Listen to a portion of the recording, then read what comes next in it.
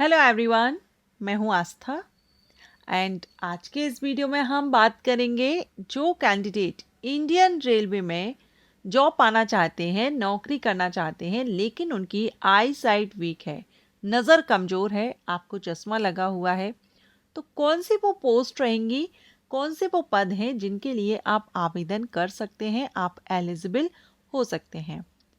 क्योंकि Indian railway में बहुत से अलग अलग डिपार्टमेंट वाइज भर्ती होती है और उसमें कुछ पोस्ट ऐसी रहती हैं जहां पर अगर आपको चश्मा लगा है, आपकी नज़र कमज़ोर है, तो आप एलिजिबल नहीं होते हैं।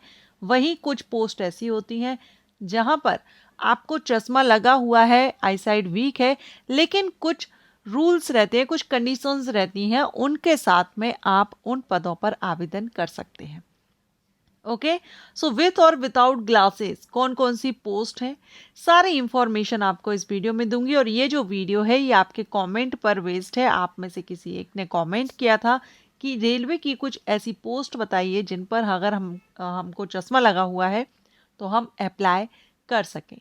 तो आज इस वीडियो में मैं आपको, देखिए इंडियन रेलवे में अलग अलग डिपार्टमेंट है, लेकिन ज़्यादातर जो वैकेंसीज यानी जो कैंडिडेट इंटरेस्टेड होते हैं वो होते हैं RRB NTPC, assistant loco pilot, station master, section controller, paramedical and group D. ये पोस्ट होती है। अब इसके अलावा ग्रुप ए की भी पोस्ट होती हैं एंड आरपीएफ की पोस्ट होती हैं जो फोर्स में है, उनके लिए भी रहती हैं। लेकिन मेनली जो ज़्यादातर कैंडिडेट ज्वाइनिंग या लेना चाहते हैं, पोस्ट पर भर्ती चाहते हैं, तो वो इनमें से किसी एक पर लेना चाहते हैं। तो हम इन्हीं पोस्ट के बारे में बात करेंगे। क्या आरआरबी एनटीपीसी की पोस्ट रहती हैं, उन पर आप एलिजिबल होते हैं या नहीं।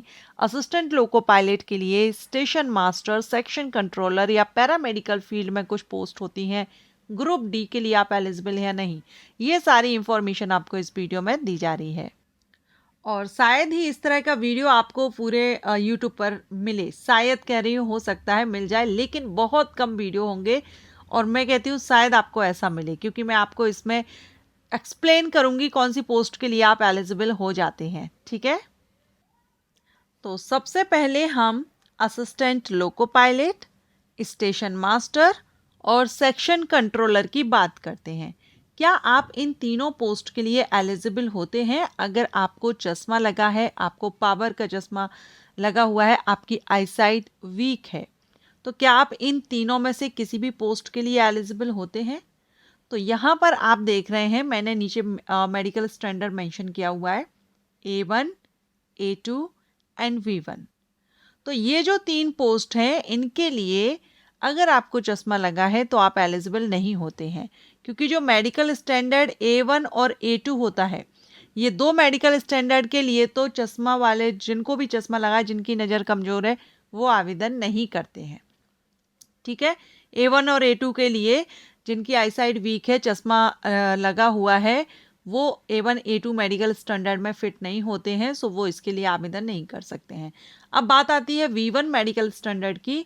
तो V1 में भी बहुत सी पोस्ट रहती हैं जिन पर आप एलिजिबल होते हैं, और बहुत सी कुछ पोस्ट ऐसी भी रहेंगी जहां पर आप एलिजिबल नहीं होंगे, कुछ कंडीशंस के साथ। V1 पर भी काफ़ी टफ मेडिकल स्टैंडर्ड रहता है। A1 का सबसे ज़्यादा A1 A2 का रहेगा, उसके बाद B कैटेगरी आ जाती है, मेडिकल स्टैंडर्ड टफ रहता है। तो कुछ बहुत कंडीशंस रखी जाती हैं, उसके बाद आप B1 की कुछ पोस्ट के लिए एलिजिबल होते हैं। ठीक है, अब अगर हम ALP और स्टेशन मास्टर या सेक्शन कंट्रोलर की बात करें मेडिकल स्टैंडर्ड की, तो जो ALP है इसके लिए मेडिकल स्टैंडर्ड A1 होता है, सो इसके लिए आप एलिजिबल नहीं हैं। स्टेशन मास्टर के लिए मेडिकल स्टैंडर्ड A2 होता है, और सेक्शन कंट्रोलर के लिए भी मेडिकल स्टैंडर्ड A2 होता है। तो ये तीनों ही पोस्ट के लिए अगर आपको चश्मा लगा हुआ है तो आप इसके लिए एलिजिबल नहीं होते हैं। मैं आपको इसमें दिखा देती हूँ, एक मिनट। जैसे आप यहाँ पर देख रहे हैं, A1 पर तो होता ही नहीं है, A2 का भी आप देख लीजिए।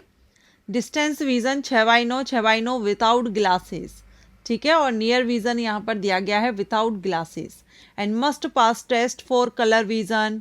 ये तो सारे टेस्ट आपके होते ही हैं। सो विदाउट ग्लासेस यहाँ पर आपकी आईसाइट इतना होना चाहिए। ठीक है, तो किस किस पोस्ट के लिए आप एलिजिबल नहीं होते हैं? जिसका मेडिकल स्टैंडर्ड A1 हो और A2 हो, ठीक है। कुछ पोस्ट B1 की भी रहती हैं जहां पर नज़र कमज़ोर है या चश्मा लगा है तो आप एलिजिबल नहीं होते, लेकिन कुछ पोस्ट होती हैं जहां आपको बहुत ही कंडीशंस रहती हैं वहां पर, उसको अगर आप कंप्लीट कर रहे हैं, फुलफिल कर रहे हैं, तो ही आप वहां पर आवेदन कर सकते हैं। लेकिन A1 और A2 के लिए तो आपने मेडिकल स्टैंडर्ड देख ही लिया है। तो इंडियन रेलवे में जो भी पोस्ट रहेगी जहां पर भी A1 या A2 मेडिकल स्टैंडर्ड मेंशन होगा, वहां पर एलिजिबल नहीं होंगे। अब हम कुछ ऐसी पोस्ट देख लेते हैं जिनके लिए आप एलिजिबल रहेंगे। तो इसमें आप देख रहे हैं पैरामेडिकल में आप देखेंगे तो नर्सिंग अधीक्षक के लिए, स्वास्थ्य एवं मलेरिया निरीक्षक जो हेल्थ इंस्पेक्टर है ये, pharmacist entry grade, ECG technician. देखिए यहाँ पर मैंने सारी पोस्ट तो मेंशन नहीं कर पाई हूँ, कुछ पोस्ट मेंशन की है, लेकिन आपको मेडिकल स्टैंडर्ड के थ्रू आपको क्लियर कर रही हूँ कौन सा मेडिकल स्टैंडर्ड होगा तो आप एलिजिबल होंगे और कौन सा मेडिकल स्टैंडर्ड रहेगा जिसके लिए आप एलिजिबल नहीं होंगे, ठीक है। जूनियर अकाउंट असिस्टेंट कम टाइपिस्ट, इसके लिए आप एलिजिबल हैं, ये आरआरबी एनटीपीसी की पोस्ट है, ठीक है।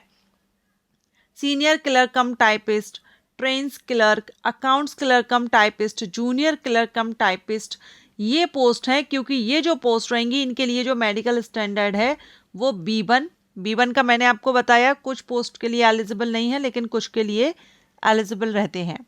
B2, C1, C2 और A3, ये मेडिकल स्टैंडर्ड अगर आप जिस भी पोस्ट के लिए इंटरेस्टेड हैं और उसमें अगर ये मेडिकल स्टैंडर्ड है और आपको चश्मा लगा हुआ है तो आप इनके लिए अप्लाई कर सकते हैं, लेकिन एक बार उनका डिटेल देख लिया कीजिए क्योंकि कुछ कंडीशंस रहती हैं कुछ पोस्ट पर, उनको भी आपको फुलफिल करना होता है।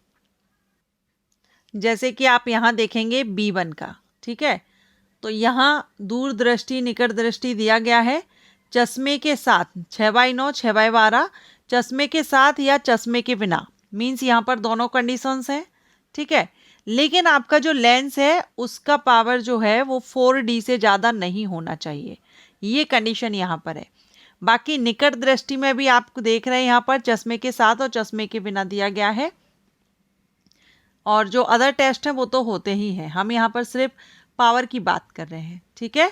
तो B1 की कुछ पोस्ट रहेंगी जहाँ पर आपको ये कंडीशंस रख दी जाती है, चश्मे का पावर कितना होना चाहिए ये मेंशन कर दिया जाता है, उस हिसाब से आप एलिजिबल हो जाते हैं। वहीं अगर हम C1 और C2 में भी आप देख सकते हैं तो इसमें दूरदृष्टि निकट दृष्टि चश्मे के साथ चश्मे के बिना कितना होना चाहिए, तो C1 C2 की जो मेडिकल स्टैंडर्ड रहेगा जिस पोस्ट पर उसके लिए भी आप एलिजिबल हो जाते हैं।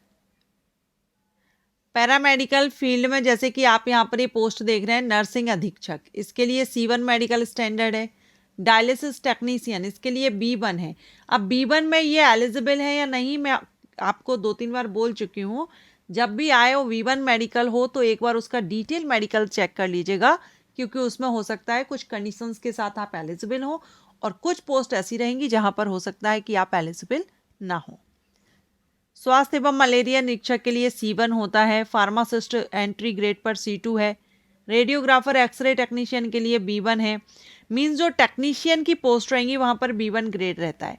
लेबोरेटरी सहायक ग्रेड के लिए B1 है, ईसीजी टेक्नीशियन के लिए ये यहाँ पर C1 दिया गया है, तो ये आप यहाँ पर देख लेंगे, ओके।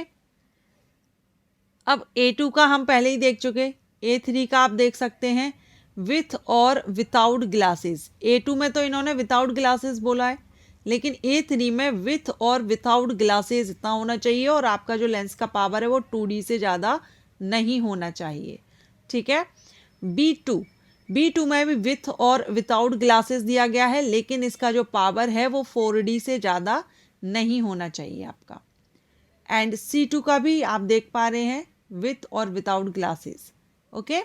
तो एनटीपीसी की अगर हम पोस्ट की बात करें तो चीफ कमर्शियल कम टिकट सुपरवाइज़र, इस पर V2 मेडिकल स्टैंडर्ड रहता है, एलिजिबल हो जाएंगे आप। Station master A2 medical standard है, इस पर आप एलिजिबल नहीं हैं। Goods train manager A2 medical standard, eligible नहीं है। जूनियर अकाउंट असिस्टेंट कम टाइपिस्ट C2 और सीनियर क्लर्क कम टाइपिस्ट C2, इनके लिए आप एलिजिबल हो सकते हैं।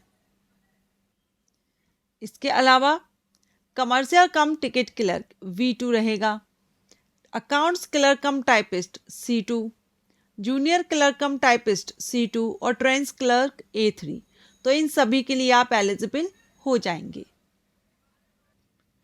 तो वैसे अगर हम पोस्ट की बात करें तो रेलवे में तो बहुत सी पोस्ट है, मैं सारी पोस्ट आपको यहाँ पर नहीं बता सकती, लेकिन आपको कुछ पोस्ट का एग्जाम्पल दिया है।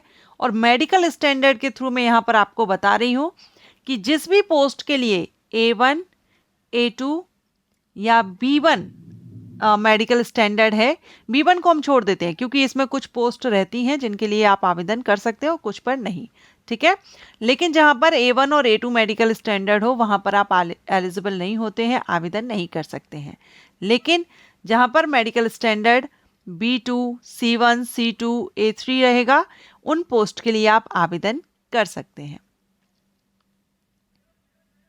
सो आई होप आपको ये वीडियो यूज़फुल रहा हो। जो भी इस वीडियो की सर्च कर रहे थे और जिन्होंने कमेंट किया है, अगर उनका डाउट क्लियर हुआ है, मैंने मेडिकल स्टैंडर्ड के थ्रू आपको क्लियर कर दिया है। अब जब भी वैकेंसीज आए तो आप उसमें मेडिकल स्टैंडर्ड चेक कीजिएगा। सो आशा करती हूँ आपको ये इन्फॉर्मेशन अच्छी लगी हो। अगर पसंद आई है तो वीडियो को लाइक कीजिएगा और कमेंट करके बताइएगा।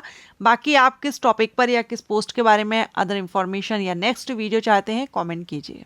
Thank you.